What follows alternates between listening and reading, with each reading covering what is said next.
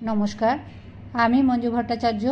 আমার গল্প পাঠ আসরে আপনাকে স্বাগত জানাচ্ছি। আজ আমি পড়ে শোনাচ্ছি বিভূতিভূষণ বন্দ্যোপাধ্যায়ের একটি ছোট গল্প, বৈদ্যনাথ। 3 দিন ধরিয়া কলকাতায় বেজায় বর্ষা নামিয়াছে। এই ধরনের বর্ষা এবছর পড়ে নাই। ছাতিতে জল আটকায় না, কারণ সঙ্গে সঙ্গে হাওয়াও তেমনি। রাস্তায় রাস্তায় জল বাঁধিয়া গিয়াছে। ট্রামে দিনের বেলা আলো জ্বালানো, দোকানে দোকানে সামনের দিকে তেরপল ফেলা। পথে ঘাটে লোকজনও খুব বেশি যে চলাফেরা করিতেছে এমন নয়। আপিসে যাইতেছি, বেলা 10টা কি বড় জোর 10টা 15। ট্রামে যাইতে পারিতাম, কিন্তু এ বর্ষা হাঁটিয়া যাইতে বড় ভালো লাগিতেছিল। ট্রাম লাইন পার হইয়া হাঁটা পথ ধরিলাম। বউবাজারের মোড়ে কে পেছন হইতে ডাকিয়া বলিল, দাদা, ও দাদা, দাদা শুনুন। আমাকেই ডাকিতেছেন নাকি? ফিরিয়াই চাহিয়া দেখিলাম, যে ডাকিতেছিল সে কাছে আসিল।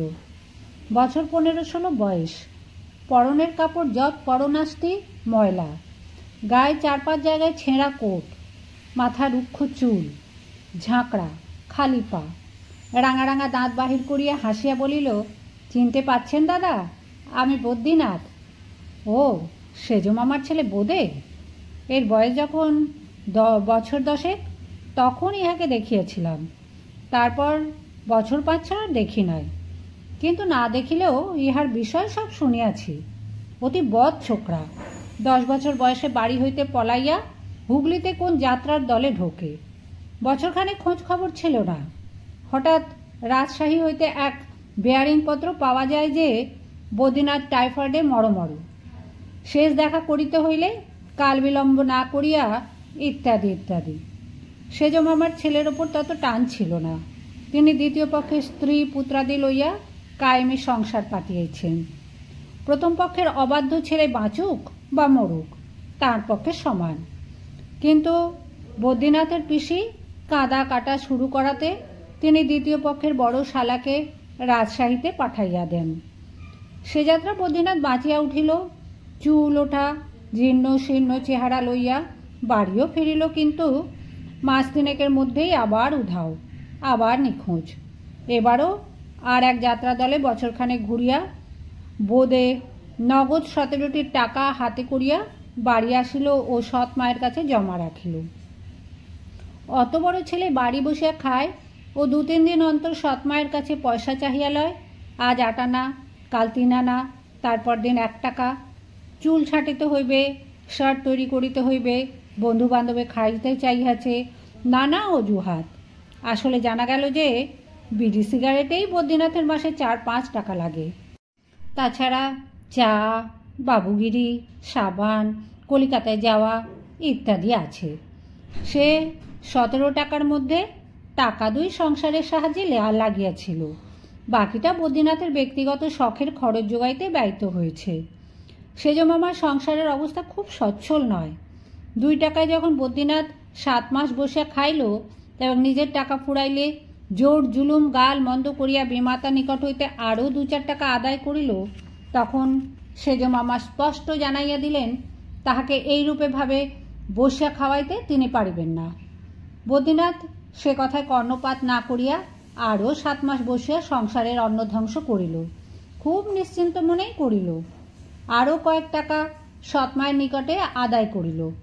বইমাত্র ভাই বোনদের সঙ্গে ঝগড়া বিবাদ মার ধর করিল। শেষে সেজ মামার বাড়ির শ্বশুরবাড়ির গ্রামে সেজ মামা ইদানিং বাস করিয়াছিলেন। কাহার পকেট হইতে টাকা চুরি করিয়া একদিন দুপুরে আহারাদির পরে কোথায় নিরুদ্দেশ হইয়া গেল। সে আজ বছর 2 আগেকার কথা। কিন্তু এ সকল কথাই আমি শুনিয়াছিলাম একতরফা, বদ্রীনাথের শত্রুপক্ষের মুখে, অর্থাৎ তার সৎ মা ও বাবার মুখে। বদ্রীনাথের সপক্ষে হয়তো অনেক কথা বলিবার আছে, কিন্তু সে কথা আমি শুনি নাই।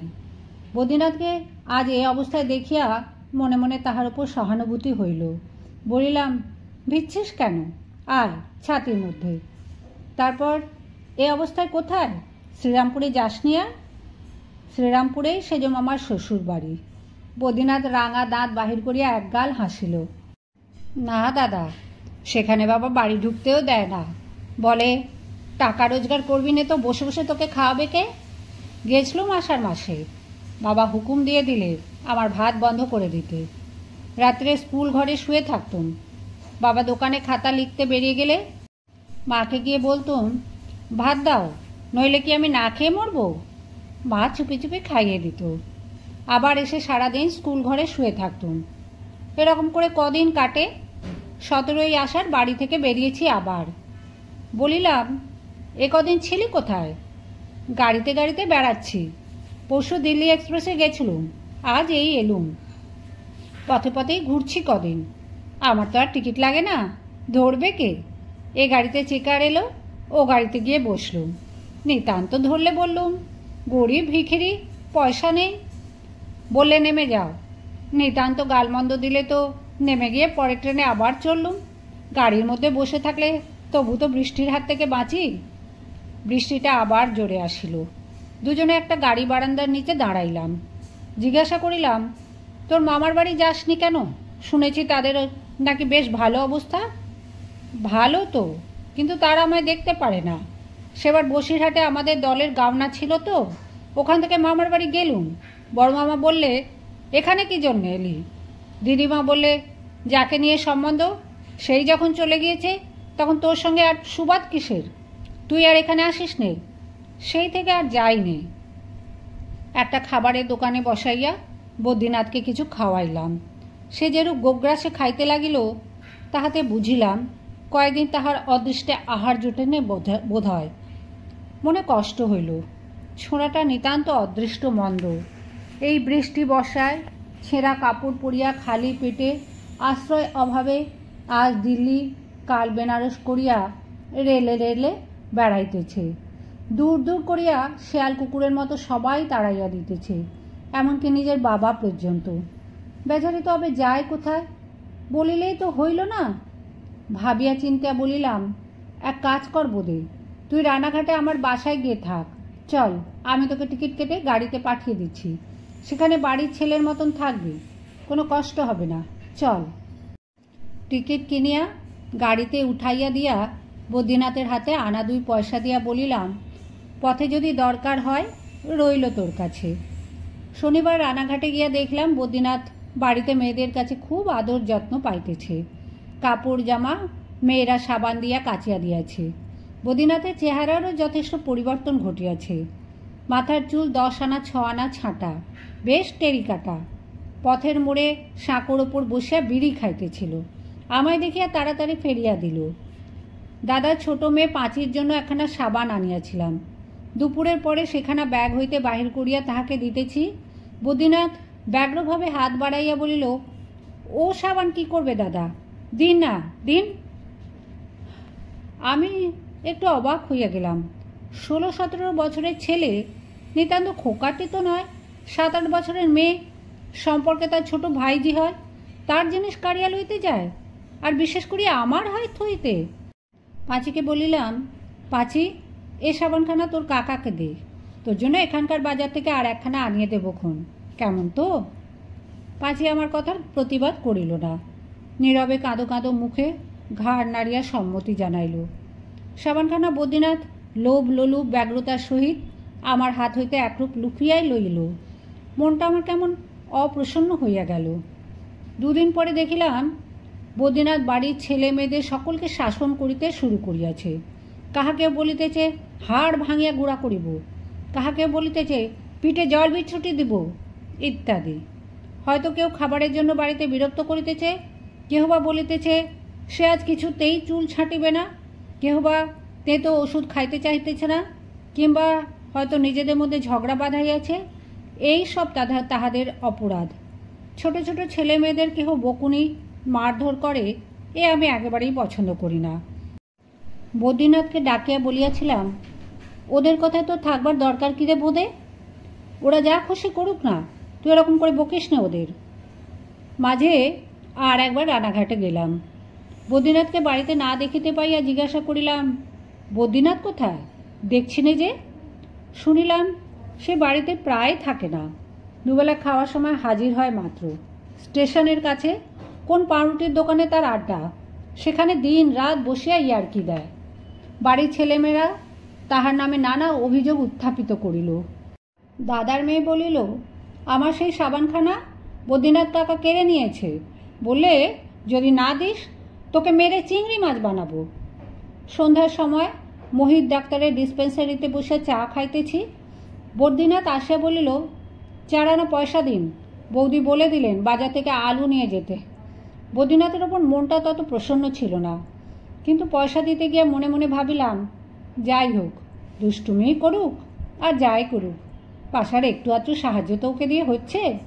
বয়স কম, দুষ্টুমি একটু আধটু করেই থাকে। 2-3 দিন পরে বৌদি আবার কতগুলি নতুন অভিযোগ বদ্রীনাথের বিরুদ্ধে যখন আনিলেন, তখন ওই কথাই আমি বলিলাম। বৌদি বলিলেন, কখন কোন কাজ করে ও? কে বলেছে তোমায় ঠাকুরপো? শুধু খাওয়া আর পাউরুটির দোকানে না কোথায় গিয়ে ইয়ার্কি দেওয়া, এছাড়া আর কি কাজ করে ওর? বলিলাম, কেন, হাটবাজার তো প্রায় করে। এই তো সেই জন্যই তুমি ওকে বাজার করতে দিয়েছিলে, আলু নাকি, এর আগেও তো অনেকবার। বৌদিদি বিস্মিত হইয়া বলিলেন, আমি? কবে? কই, আমার তো মনে হয় না। কে বললে? আমি বললাম, বলবে আবার কে? আচ্ছা দাঁড়াও, ভজিয়ে দিচ্ছি। আমার মনেও কেমন সন্দেহ হইল। বদ্রীনাথকে ডাকাইলাম, কিন্তু তাকে বাড়িতে পাওয়া গেল না। বৌদিদি বলিলেন, তিনি দিব্য করিতে প্রস্তুত আছেন যে বদ্রীনাথকে কখনো কিছু কিনিয়া আনিতে তিনি দেন নাই। তখন মনে পড়িল, বদ্রীনাথ এটা ওটা বাড়ির ফরমাসের ছুতায় আমার নিকট হইতে 2 আনা 4 আনা অনেকবার আদায় করিয়াছে। প্রায় যখন মোহিত ডাক্তারের ডিসপেন্সারিতে বসে আড্ডা দিই, সেই সময় গিয়া চায়। উফ, ছোকরা কি ধরিবাজ! ঠিকই বুঝিয়াছিল যে আমি যখন আড্ডায় মশগুল, তখন পয়সা চাহিলেও আমি তাহার কাছে কোনো কৈফিয়ত চাইব না। কেন পয়সা, কিসের জন্য পয়সা, অথবা বাড়িতেও সে বিষয়ের উল্লেখ করিতে ভুলিয়া যাইব। ভাবিলাম, ছোড়াকে এমন শিক্ষা দিব যাহাতে ও পথে আর কখনো না যায়। কিন্তু সেদিন আমি আহার আদি করিয়া রাত্রে ট্রেনে যখন কলিকাতা রওনা হইলাম, তখনও পর্যন্ত বদ্রীনাথ বাড়ি ফেরে নাই। পুনরায় বাড়ি আসিলাম মাসখানেক পরে। বদ্রীনাথের কথা তখন নানা কাজে একরূপ চাপা পড়িয়া গিয়াছে, তাহার ওপর রাগটাও পড়িয়া গিয়াছে। পূজার অল্পই দেরি। রানাঘাটের বাজারে প্রতি বছর কাপড় চোপড় কিনি। কে বহিয়া আনে কলিকাতা হইতে? হইল না হয় 2-1 পয়সা দর বেশি। বাড়ির ছেলে মেয়ে সঙ্গে লইয়া কাপড়ের দোকানে গিয়ে পছন্দসই জিনিস কিনিবার বেশ একটা আনন্দ আছে। কলিকাতা হইতে মোট বাঁধিয়া কাপড় কিনিয়া আনিলে সে আনন্দ হইতে বঞ্চিত হইতে হয়। বদ্রীনাথ আর্জি পেশ করিল, তাহার কাপড় চাই, জুতা চাই, শার্ট চাই, গামছা চাই, একটা টিনের তোরঙ্গ চাই। দেখিলাম অনেক টাকার খেলা। তোরঙ্গের কি দরকার এখন? থাক, এখন পুজোর পর দেখা যাইবে। 2 জোড়া কাপড় কেন, এখন 1 জোড়াই চলুক, একটা শার্টে পূজা কাটিয়ে যাইবে। এখন জুতা একেবারেই নাই। পায়ের মাপটা দিলে বরঞ্চ আসছে শনিবার চিনে বাড়ি। পূজার সপ্তমীর দিন একটা ঘটনা ঘটিল। বৈঠকখানায় বসে দৈনন্দিন বাজার হিসাব লিখিতেছি। বাহির হইতে অপরিচিত চড়া গলায় কে বলিল, এইটা কি সামন্তপাড়ার বিনোদ চৌধুরীর বাড়ি? জানালা দিয়া মুখ বাড়াইয়া বলিলাম, আমারই নাম, কি চাই? মরুই পোড়া বামুনের মতো চেহারা একটা পাকশিটে গড়নের লোক ঘরে প্রবেশ করিল। মাথার চুল কাঁচায় পাকায় মেশানো, আর লম্বা লম্বা, গায়ে আধমলা, গেঞ্জির ওপরে একটা চাদর। হাত জোর করিয়া নমস্কার করিয়া বলিল, ভালোই হলো, আপনার সঙ্গে দেখা হয়ে গেল। প্রণাম হয় চৌধুরী মশাই। কথাটা বলতেই হয় শেষকালটা। আপনার ছোট ভাই সুরেন আমাদের দোকান থেকে। বিস্মিত হইয়া বলিলাম, আমার ছোট ভাই সুরেন? হ্যাঁ, ওই যে লম্বা, একহারা, কালো মতো চেহারা, ছোকরা, 16-17 বছর বয়স।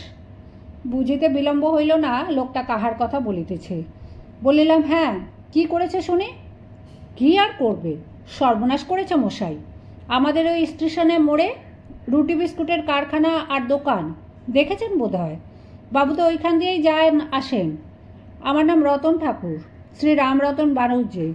আগে পরিচয় দিতে লজ্জা হয়, কি করি, পেটের দায়। আমি বাধা দিয়া বলিলাম, তারপর কি হয়েছে বলছিলেন? সে এক লম্বা গল্প করিয়া গেল। বদ্রীনাথ ওখানে বসে আড্ডা দিত। আমার সহোদর ভাই এবং নাম সুরেন এই পরিচয় দিয়া সেখানে খুব খাতির জমাইয়াছিল। বলিত দাদার সঙ্গে বনিতেছে না, শীঘ্রই সে নাকি পৃথক হইবে। রাধাবল্লভতলায় একখানা বাড়ি আছে, তাহারই ভাগে পড়িবে সেখানা। তখন সেও রতন ঠাকুরের রুটি বিস্কুটের ব্যবসায় যোগ দিবে, কিছু মূলধন ফেলিতেও রাজি আছে। রতন ঠাকুর তাহাকে বিশ্বাস করিয়া দোকানে বসাইয়া মাঝে মাঝে স্টেশনের প্ল্যাটফর্মে নিজের ভেন্ডারদের কাছে যাইত। এরকম আজ মাস 2 চলিয়া আসিতেছে। রতন কোনো অবিশ্বাস করিত না। ইদানিং রতন তাহারই ওপর কেনাবেচার ভার দিয়া হয়তো 2-5 ঘন্টার জন্য দোকানে অনুপস্থিত থাকিত। গতকাল রতন চাকদায় গিয়াছিল কি কাজে, বদ্রীনাথকে দোকানে বসাইয়া গিয়াছিল। আজ সকালে ক্যাশ মিলাইতে গিয়া রতন দেখে 26 টাকা 13 আনা ক্যাশ বাক্স হইতে উধাও হইয়াছে। নিশ্চয়ই এ বদ্রীনাথ ছাড়া আর কাহারও কাজ নয়, হইতেই পারে না। তাই সে সকালেই ছুটিয়া আমার কাছে আসিয়াছে। কোনো রকমে বুঝাইয়া ভরসা দিয়া রতন ঠাকুরকে বিদায় দিলাম। যখন আমার সহোদর ভাই হিসাবে রতন ঠাকুর তাহাকে প্রশ্রয় দিয়াছে, তখন সে যেই হোক টাকা মারা যাইবে না রতনের, না হয় আমি নিজেই দিব। বদ্রীনাথকে রতনের সামনে ডাকানো আমি উচিত বিবেচনা করিলাম না। ঘরের ভেতর তর্কাতর্কি কথা কাটাকাটি আমি পছন্দ করি না। রতন চলিয়া গেলে বদ্রীনাথকে ডাকাইয়া বলিলাম, আমার এখানে থাকা তোমার পোষাবে না বদ্রীনাথ, তুমি অন্য জায়গা দেখে নাও। বিকালে বদ্রীনাথ পোটলা পুটলি লইয়া বিদায় হইল। ওর পরে বদ্রীনাথকে দেখিনি আর অনেক দিন। মাস 5-6 পরে ট্রেনে কলিকাতা হইতে ফিরিতেছি। ব্যারাকপুরের প্ল্যাটফর্মে হঠাৎ দেখি অতি মলিন এক কাঁচা গলায় বদ্রীনাথ। ব্যাপার কি? সেজমা ও মামিমা দিব্য সুস্থ দেহে বর্তমান আছেন। গত শনিবারেও দেখা করিয়া আসিলাম। তবে বদ্রীনাথের গলায় কাঁচা কিসের? ব্যাপার ভালো করিয়া বুঝিবার পূর্বেই বদ্রীনাথ আমার গাড়ির দরজাতে আসিয়া পৌঁছিল এবং ইনাইয়া বিনাইয়া জাতিদের কাছে বলিতে লাগিল যে সম্প্রতি তাহার মাতৃবিয়োগ হইয়াছে, তাহার আর কেহ নাই, কি করিয়া মাতৃদায় হইতে উদ্ধার হইবে ভাবিয়া ভাবিয়া রাত্রে ঘুম হয় না, অতএব ইত্যাদি। আমি দেখিলাম আমার কামরায় আসিল বলিয়া অন্যদিকে মুখ ফিরাইয়া তাড়াতাড়ি সে কামরা হইতে নামিয়া অন্য একখানা গাড়িতে গিয়া উঠিলাম। কি বিপদ, কি বিপদ! এমন বিপদেও মানুষে পড়ে। একদিন বড় মামার বাসায় গিয়া গল্পটা করিলাম। বড় মামা বলিলেন, ওর কথা আর বলো না, মধ্যে কি মাসটা এখানে তো এলো। তোমার মামিমা বললেন, বোধে তুই তো এলি, তোর পকেটে তো একটা পয়সাও নেই দেখছি, আমার কিন্তু ভয় হচ্ছে রে। বোধে বললে, আমারও ভয় হচ্ছে জ্যাঠাইমা, টুনুর গলার হার, ছোট খুকির বালা সামলে রাখো। তোমার মামিমা তখনই তাদের হার বালা সব খুলে ট্রাঙ্কের মধ্যে পুরলেন। খুব সকালে বদ্রীনাথ চলে গেল। আমি তখনও মশারির মধ্যে শুয়ে। একটু বেলা হলে দেখি আমার বাঁধানো হুঁকোটা ঘরের কোণে নেই। খোঁজ খোঁজ আর খোঁজ, কার কিস্তি বুঝতে বাকি রইল না।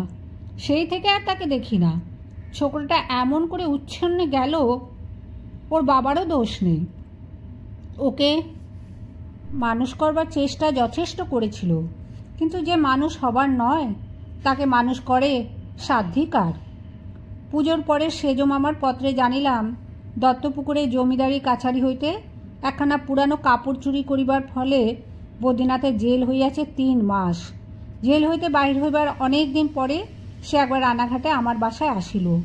সবারই মুখে শুনিতে পাইলাম বদ্রীনাথ ভালো হইয়া গিয়াছে। কি করিয়া তাহারা একথা জানিল আমি তাহা বলিতে পারি না, কিন্তু হঠাৎ দেখি বদ্রীনাথকে বাড়ির সবাই খুব যত্ন আদর করিতেছে। দিন 2-3 বাসায় থাকিল।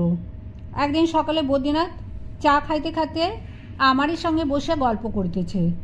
বৌদিদি আসিয়া বলিলেন, বোধে এই বাটি রইল, আর ঠাকুরপোর কাছ থেকে 10টা পয়সা নিয়ে ওই মোড়ের দোকান থেকে সর্ষের তেল নিয়ে আসিস তো।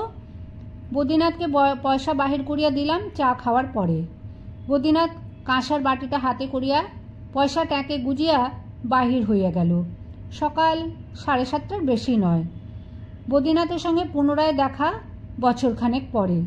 হঠাৎ একদিন কলকাতায় সীতারাম ঘোষের স্ট্রিটের মধ্যে একটা গলির মোড়ে জীর্ণ মলিন ছন্নছাড়া মূর্তি, খালি পা, বড় বড় ঝাঁকড়া রুক্ষ চুল, যেমন ময়লা কাপড় পরনে ততদিক ময়লা জামা গায়ে।